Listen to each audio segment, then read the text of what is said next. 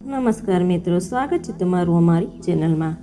તો મિત્રો, આજના વિડીયોમાં આપણે જાણીશું કે તમારા દીકરા કે દીકરીના લગ્ન થવામાં જો વિલંબ થતો હોય તો અમે તેમને કેટલાક ઉપાયો જણાવશું, અને આ ઉપાયો તમારા દીકરા કે દીકરીના લગ્ન અવશ્ય કરાવશે જ। જો તમારા દીકરા કે દીકરીના લગ્નમાં વાંધો આવતો હોય તેમજ તમે ઘણા બધા ઉપાય કરેલા હોય તેમ છતાં તેના લગ્ન માટે કોઈ માંગવું આવતું ન હોય, તેમજ માંગવું આવે છે પણ તે આગળ વધતું ન હોય, તેમજ તમે બહુ દુઃખી થઈ ગયા હોય તો તમારે આ ઉપાય અવશ્ય કરવો જોઈએ। જો આ ઉપાય તમે મંગળવારના દિવસે કરી દો છો તો મિત્રો વિશ્વાસ રાખજો કે તમારા દીકરા કે દીકરીના લગ્ન માટે જરૂર સારામાં સારો પ્રસ્તાવ આવશે।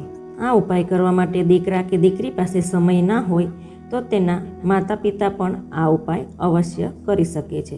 મિત્રો, ઘણા છોકરા કે છોકરી એવા પણ હોય છે જે જોવામાં બહુ સુંદર લાગતા હોય છે, તેમજ તે બહુ સારી નોકરી પણ કરતા હોય છે, તેમજ તેનો સારો ધંધો પણ ચાલતો હોય છે, તેના ઘરના સભ્યો પણ બહુ સારા હોય છે। આથી બધું સારું હોવા છતાં પણ લગ્નમાં આવતી બાધા આવે છે। તો આનું કારણ શું હોઈ શકે? તો આનું કારણ છે એ જન્મકુંડળીનો સપ્તમ ભાવ હોય છે।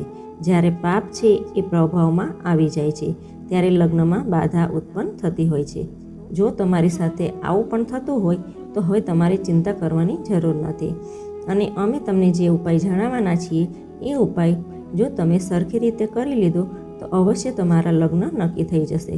કોઈ પણ મંગળવારના દિવસે સવારના સમયે તમે કોશિશ કરજો કે આ ઉપાય થઈ શકે। આ ઉપાય કરવા માટે તમારી પાસે શું સામગ્રી હોવી જોઈએ અને આ ઉપાય કઈ વિધિથી કરવાનો હોય છે? તો સૌપ્રથમ તમારી પાસે મૈસૂરની દાળ હોવી જોઈએ। પછી તેનો લોટ બનાવી લેવાનો છે। જેવી રીતે તમે ઘંટીમાં લોટ દળો છો એવી જ રીતે આ મૈસૂરની દાળનો લોટ લઈ લેવાનો છે। તમારે આ મૈસૂરની દાળનો એટલો જ લોટ લેવાનો છે કે એક રોટલી બની શકે। પછી તમારે એ મૈસૂરની દાળના લોટની એક રોટલી બનાવવાની છે। આ રોટલી તમારે એવી રીતે બનાવવાની છે કે એક સાઈડથી કાચી હોવી જોઈએ અને એક સાઈડથી પાકી હોવી જોઈએ। રોટલીનો જે ભાગ કાચો છે એ ભાગ ઉપર તમારે ઘી લગાવી દેવાનું છે, અને તેના પછી એક નાના વાટકામાં તમારે થોડીક હળદર લેવાની છે અને તેમાં થોડુંક ઘી નાખી મિક્સ કરી દેવાનું છે।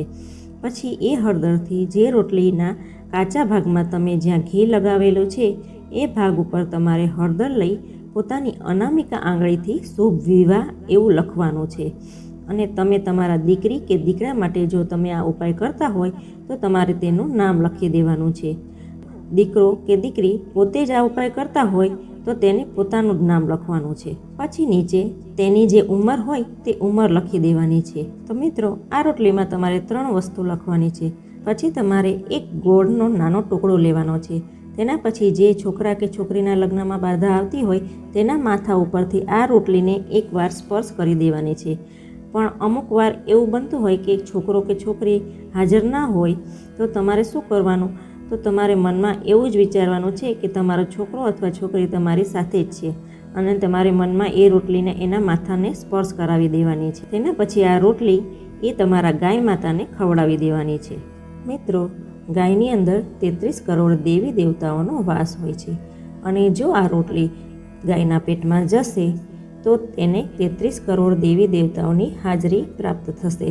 માટે તમે આ લગ્ન માટે આ 33 કરોડ દેવી દેવતા આગળ પ્રાર્થના કરેલી છે તે પહોંચી જશે। આથી તમારી મનોકામના છે તે અવશ્ય પૂરી થશે અને જલ્દીથી જ તમારા લગ્ન થઈ જશે। આ ઉપાય તમારે સતત 7 મંગળવાર સુધી કરવાનો છે, અને વચ્ચે જો કોઈ મંગળવાર ચૂકાઈ જાય તો તમારી ચિંતા કરવાની જરૂર નથી, તો તેના પછીના મંગળવારે પણ આ કરી શકો છો। લગ્ન ન થવાના બીજા વિશેષ ઉપાય વિશે જોઈએ તો મિત્રો, કુંડળીમાં ગ્રહ દોષને કારણે ઘણા જાતકોના લગ્નમાં વિલંબ થાય છે અથવા થોડા મોડા થાય છે। આ માટે જ્યોતિષ ગ્રહ દોષ દૂર કરવા માટે ઉપાયો જણાવવામાં આવ્યા છે। રાહુ દોષ દૂર કરવા માટે દેવોના દેવ મહાદેવની પૂજા કરવાનો નિયમ છે। તેના માટે પાણીમાં કાળા તલ મિક્સ કરી દરરોજ શિવલિંગ ઉપર અર્ધ ચડાવો। આવા સમયે શનિવારના રોજ વહેતા પાણીના પ્રવાહમાં નારિયેળ નાખવાથી રાહુની અસર પણ ઓછી થાય છે। કેતુની હાજરીના કારણે ગુપ્ત શત્રુઓના કારણે શુભ કાર્યમાં અવરોધ આવે છે। આવામાં તમારે શુભ કાર્યની માહિતી કોઈની સાથે શેર ન કરવી જોઈએ. તેમજ કેતુના અવરોધને દૂર કરવા માટે દરેક સોમવારે અને શુક્રવારના રોજ ભગવાન શિવની પૂજા કરો. જો શનિ દોષ હોય તો લગ્ન થવામાં ઘણી અડચણો આવે છે. જ્યોતિષના મતે શનિદેવના પ્રભાવને ઓછો કરવા માટે અડદ, લોખંડ, કાળા તલ, ધાબળો વગેરે વસ્તુઓનું દાન કરો. તેનાથી લગ્નમાં આવતી અડચણો દૂર થાય છે. જો મંગળ દોષ હોય ત્યારે જાતક શુભ બને છે. આ માટે જ્યોતિષીઓએ હોમ વિવાહ અને અર્ક વિવાહની ભલામણ કરે છે. આ સિવાય મંગળવારના રોજ લાલ વસ્તુઓનું દાન કરવું પણ શુભ માનવામાં આવે છે. તો મિત્રો, વાસ્તુશાસ્ત્ર મુજબ જે લોકો લગ્ન કરવા ઈચ્છે છે તેમનો રૂમ હંમેશા પશ્ચિમ ઉત્તર દિશા તરફ હોવો જોઈએ. જો એવું સંભવ ન હોય તો એવામાં ઉત્તર દિશામાં રૂમ બનાવવો ન જોઈએ. એ ઉપરાંત પલંગને દિવાલથી થોડો દૂર રાખવો જોઈએ. તેમજ લગ્ન કરવાની ઈચ્છા રાખનાર વ્યક્તિએ ગુરુવારના દિવસે વ્રત કરવું જોઈએ. સાથે જ આ દિવસે કેળાના ઝાડની પૂજા પણ કરવી જોઈએ. એ ઉપરાંત પીળી વસ્તુઓનું દાન પણ કરવું લાભકારી હોય છે.